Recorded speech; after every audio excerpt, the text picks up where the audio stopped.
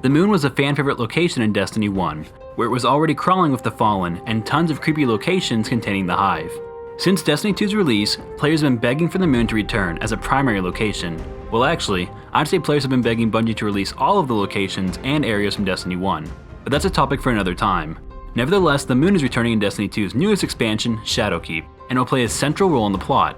Until now, there hasn't been too much footage of the moon and information regarding it, but as a 50-year anniversary for the moon landing, Bungie has finally released a small new trailer detailing this new location a little more.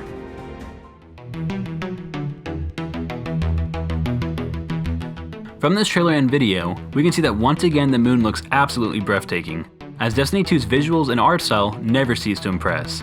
But things look a little different. The moon will now be double the size of what it was in Destiny 1. And Bungie has stated that for a size comparison, they will use the Dreadnought from the Taken King as an example instead of the Tangled Shore or Dreaming City from the Forsaken expansion. Bungie wants the moon to feel familiar to veteran Destiny players, but they should also feel as if something has changed.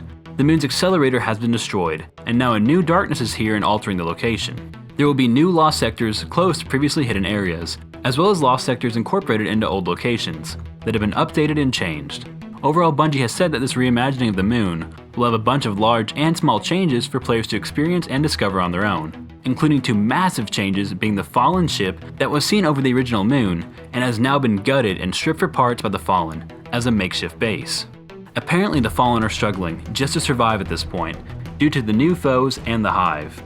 The next big change is the Hive, whom have now constructed the massive Scarlet Fortress, which will serve as the centerpiece for this location.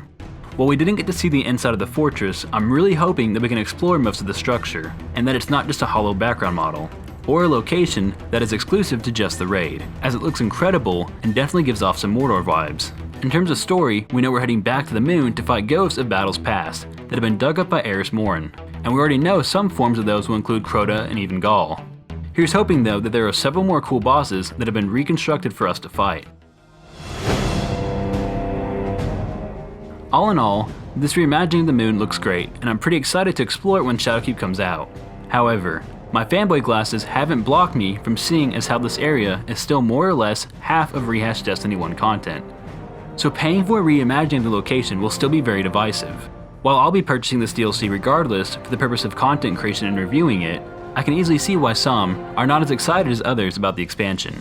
It certainly sounds like Bungie has made an effort to try and make this location feel new and worth the price tag, as they've added in a ton of new areas and story missions, as well as new exotics and a plethora of other changes.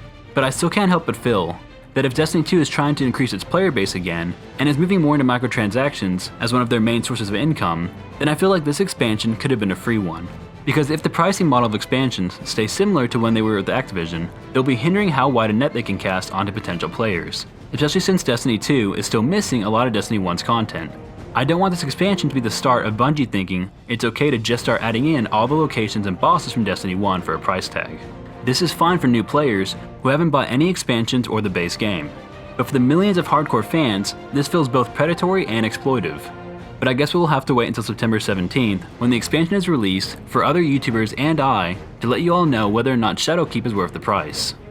Okay guys, well that's all for this quick recap and look into the recent trailer from Bungie, and some of my opinions on what was shown, and insights into my potential worries. But I want to know what you all think as well. Did this trailer and more in-depth look into the moon excite you for revisiting it, or are you still worried that Bungie is simply trying to repackage old content?